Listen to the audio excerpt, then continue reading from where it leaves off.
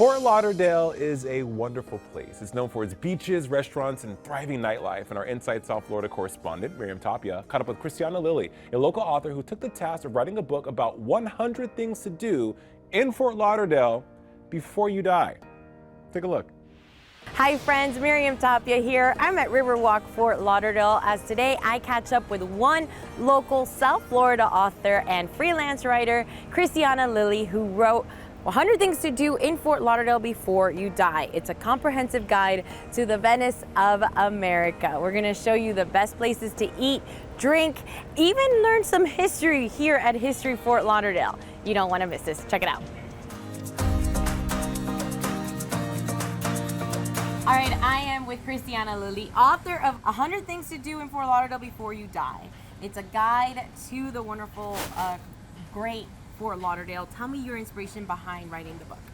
So I have lived in Fort Lauderdale for a while. I have written for publications locally as well, and then the publisher actually reached out to me through a reference from another fellow writer in Fort Lauderdale.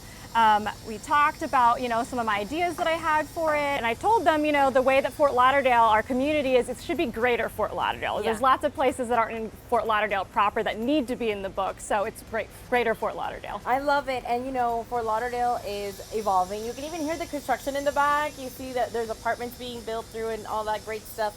Tell me, when you were writing the book and putting it into the different sections, what went through your mind? I'm sure you had to cut some places and make a list. How did that go through?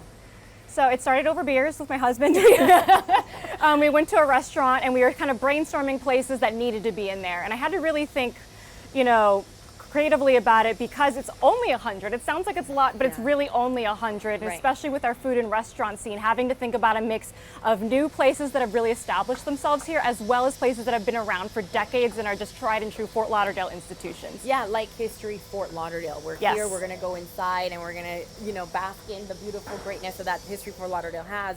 What's a takeaway you want readers to take from the book? That there's just so much to Fort Lauderdale beyond spring break or beyond the fact that we're this big business hub, that we have a lot of culture and history here. We might be a baby compared to some other cities in the United States or even in Florida. There's just something for everybody in Fort Lauderdale.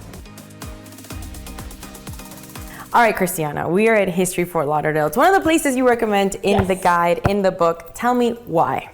This is really where everything began in Fort Lauderdale. This actually used to be the first hotel that people could stay in, and it was the sort of fancy place that you could stay in.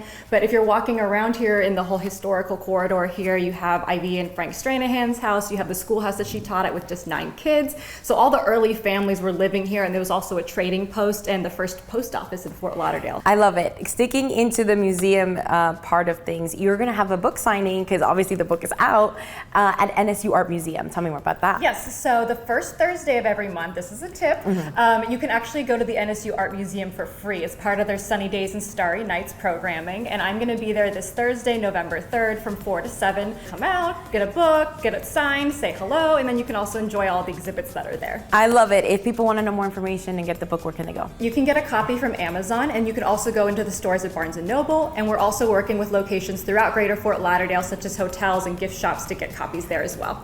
All right, first place check, 99 to go. I'll see you around Fort Lauderdale. I'm Miriam Tapia, Inside South Florida. See you around town.